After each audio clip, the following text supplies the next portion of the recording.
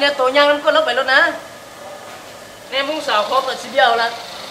ไปแม่อย่าหาว่าคำรอบ่เตือนได้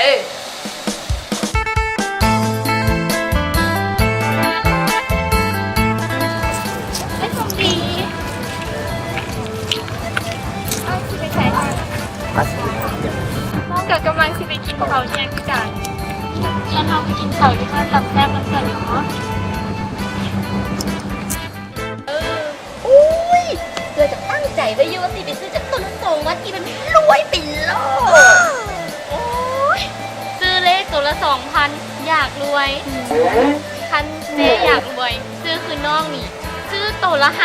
500,000 บาทเดียวถึกรวยโลด500,000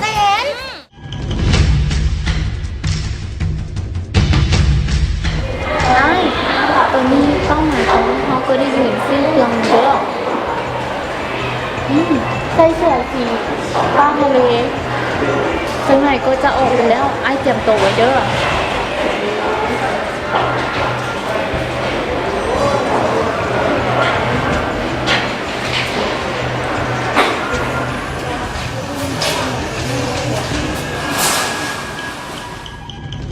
เอาไอ้พูดกับเป้าคือมาอย่างทางนี้ อุ้ยต้องเลยพวกกระเป๋าทางนี้ มันดีกว่าทางนั้น บ่ได้ติบ่จอดน้องสิลงนี่ จอดมาได้น้องแกสิฮอดแล้ว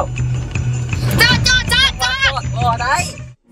น้องฮูบอว่าตอนนี้น้องกำลังจะได้ไปดินแดนสุขาวดี และน้องจะมีความสุขอันยอดยิ่ง บ่น้องบ่อยากไปอยู่ดินแดนกับพวกอ้ายบ่เอาเด้อ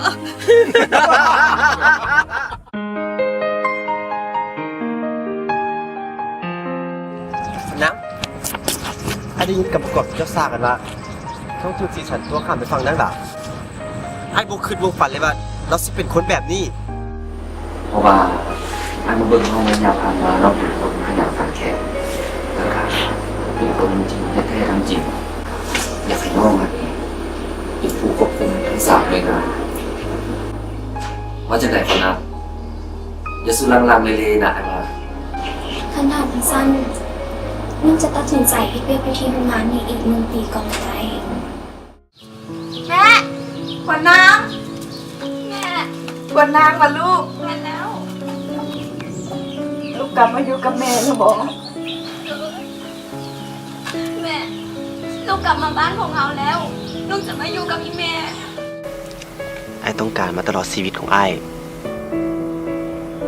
คือ